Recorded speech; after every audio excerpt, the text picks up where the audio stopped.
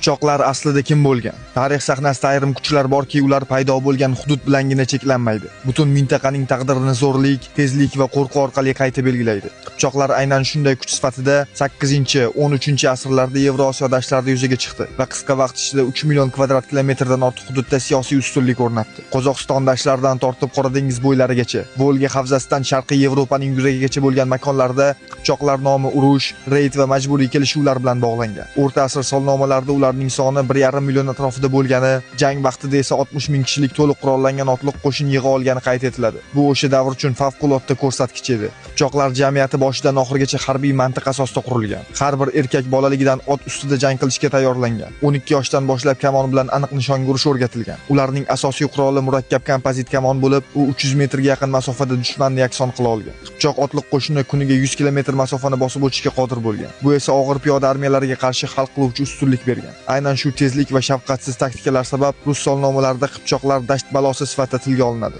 Ular dushman shaharlarini to'satdan bosib kirish, aholini qo'rqitish orqali bo'ysundirish, qarshilik ko'rsatganlarni ommaviy jazolash usullarini qo'llagan. Bugungi til bilan aytganda bu harakatlar vahshiyona sifatida baholanishi mumkin. Biroq o'sha davr siyosiy realligi nuqtai nazaridan bu kuch orqali hukmronlikni mustahkamlash strategiyasi edi. Qipchoqlar bilan to'qnash kelgan Vizantiya, rus knyazliklari va Vengriya qirolligi ochiq urushdan ko'ra ularga o'lpon to'lash yoki ittifoq tuzishni afzal ko'rgan. Qipchoqlarning siyosiy og'irligi faqat reydlar bilan cheklanmagan. 11-12 asrlarda ular Sharqiy Yevropa siyosatiga bevosita ta'sir o'tkazgan. Rus knyazlari o'rtasidagi urushlarda bir tomonni qo'llab, kuchlar muvozanatini o'zgartirgan. Ba'zan esa butun knyazliklarning qulashiga sababchi bo'lgan. 1090-1220-yillar oralig'ida rus-qipchoq to'qnashuvlari 30 martadan ortiq yirik jang bilan qayd etilgan. Shu bilan birga qipchoqlar Vizantiya armiyasida yo'llanma kuch sifatida xizmat qilib, imperiya chegaralarini himoyalagan. Ya'ni ular faqat vayron qiluvchi emas, balki professional harbiy kuch sifatida ham tan olingan. Eng e'tiborga molik faktlardan biri qipchoqlarning yaqin sharqdagi ta'siri. 13-asrda Misrda hokimiyatga kelgan Mamluk sultonlarining katta qismi qipchoq kelib chiqishiga mansub bo'lgan. Tarixchilar Mamluk elitasining kamida 70% qipchoqlardan tashkil topganini qayd etadi. Aynan qipchoq sarkardalari 1260-yilda Ayn Jalut jangida mo'g'ullarni to'xtatib, ularni yengilmaslik mifini yo'qqa chiqargan. Bu esa qipchoqlar kuchining faqat dashtlarda emas, balki global tarix miqyosida ham hal qiluvchi rol o'ynaganini ko'rsatadi. Madaniy jihatdan ham qipchoqlar bosim o'tkazgan. Ularning tili va harbiy texnologiyasi